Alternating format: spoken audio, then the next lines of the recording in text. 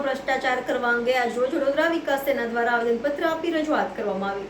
વડોદરા શહેરમાં લાલબાગ બ્રિજ ઉપર રોડની કામગીરી, કારપેન્ટિંગ અને રિસાયકલિંગમાં ભ્રષ્ટાચાર થયેલો છે। હાલમાં 1 મહિના અગાઉ લાલબાગ બ્રિજની કામગીરી પૂર્ણ થઈ હતી, પણ પહેલા વરસાદમાં બ્રિજ ઉપર કારપેટિંગ ધોવાઈ ગયેલ છે, ખાડા પડી ગયા છે, લાખો રૂપિયા પ્રજાના વેડફાઈ ગયેલ છે।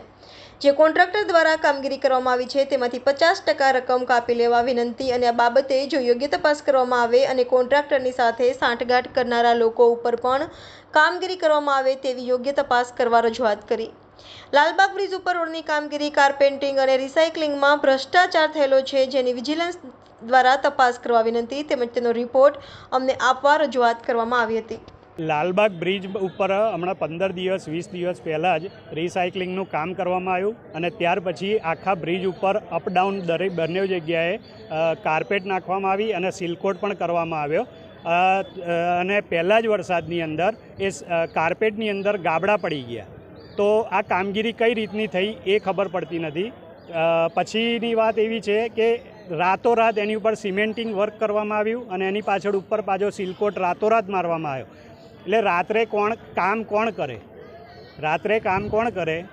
જે ચોર હોય ને એ રાત્રે કામ કરે। એટલે આ સીધું દેખાઈ રહ્યું છે કે આ લોકોએ ભેગા મળી અને મળતિયાઓ જોડે મળીને ચોરી કરેલી છે અને એને ઢાક પીછાડો કરવા માટે આ લોકોએ રાતોરાત કામ કર્યું છે। તમને શું લાગે કયા પ્રકારનો માલ વાપરવામાં આવે છે? એકદમ હલકી ગુણવત્તાનો જ માલ વાપરવામાં આવ્યો હોય તો જ આ વસ્તુ બને।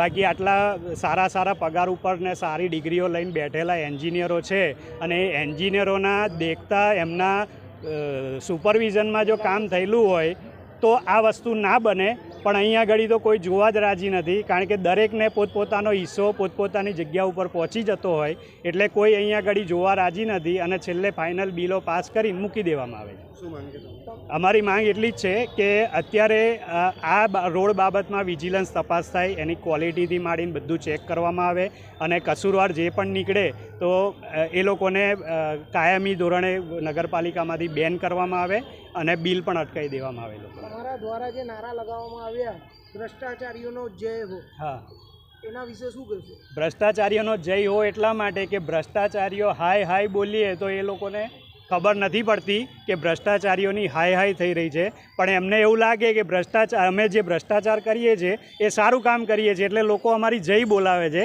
એટલે કદાચ આ તો જેમ એમની પાર્ટીમાં જ બીજા લોકોના આત્મજ્ઞાન જાગે છે અને આત્મા જાગે ત્યારે બોલતા હોય છે કે ભાઈ મારી ભૂલ થઈ ગઈ કે મારો સ્વીકાર કરતા હોય છે, તો કદાચ આ જય હો સાંભળીને એમને કદાચ આત્મજ્ઞાન આવે અને સાંભળી લે તો કદાચ કંઈક સારું કામ કરી આપે। જે રીતે અત્યારે તંત્રની જે કામગીરી છે, જર્જરિત મકાનો ઉતારી રહ્યા છે, નોટિસો ફટકારી રહી છે, ફાયર બ્રિગેડ કામ કરી ગયું, પુલ ઉપર હજારો વ્યક્તિ જતા હોય છે, શું લાગે છે કે આમાં કોની બેદરકારી છે? એમાં બેદરકારી હું તો સંપૂર્ણપણે એવું માનીશ કે ઉપરથી નીચે સુધીના અધિકારીઓની આવે, કોન્ટ્રાક્ટરની આવે અને જે સત્તામાં બેઠેલા જે સત્તાધીશોની આવે, કારણ કે એમની મંજૂરી હોય ત્યારે કામ આપવામાં આવતા હોય।